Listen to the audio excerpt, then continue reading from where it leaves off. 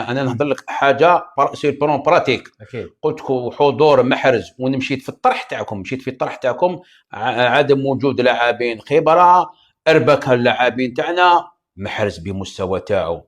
وقلتها لك باللي المردود في كره القدم الجانب الفني ما يطلبش معاه وجود محرز. حنا في كره القدم الماضيه او الحديثه، اللعاب في محرز يمس كره ويسجل هدف و90 دقيقه ما يبانش، مردوده 100% وربحت الماتش مع نيجيريا. نظن وجوده كان حتى من الناحيه الفنيه. نقول لك نشرح لك بالجهه اليمنى كانت معطله من جهه بلغالي ما قدرش يلعب، بوداوي ما قدرش يلعب، والشي اللي ما قدرش يلعب ما خلاش بوداوي يلعب مثلا. هل تسبق عبد القادر نتفاهموا دوك بوداوي قيمه ثابته ولا ماشي قيمه ثابته؟ والشي اللي ما قدرش يلعب بوداوي ما صابش انصاف المساحات كان يخليهم له محرز. نعاودوا نوليو بطوله افريقيا ولا بعض المقابلات محرز كان اقل شيء يجلب زوج لاعبين ويخلي بوداوي يروح في المساحات.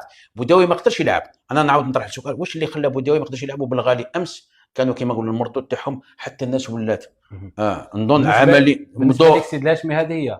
نظن هذا شيء من الاشياء. انا مشيت في طرح باللي وجود لاعبين ذوي خبره للمجموعه تاعنا. الطرح اللي طرحوا كريم وطرحت انت الاخر باللي الارتباك واش اللي يخلي الارتباك معناتها نحوسوا لاعبين خبره ونعرفوا كقائد حتى من المردود الفني اذا كان كما نقولوا متوسط وما كانش يبان ضد منتخب عالمي. ما نساوش هذه عبد القادر، ولكن وجوده يعطي ذلك الطمأنينة، يعطي الأريحية من الناحية العملية. تلعب مع لاعب يلعب في مستوى عالي، شاب اسم كبير، يعطي ذاك الثقة حتى من ناحية الريتم.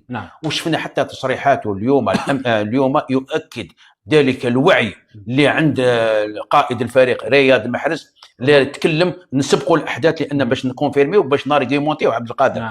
التصريح رياض محرز قال مازال هناك، شوف كيفاش توعيتها، مازال هناك زوج مقابلات، مازال حظوظنا قائمه، لما لا الفوز. وهذا اللي يخليه نظن وجوده كان وجوده مهم داخل وخارج الميدان.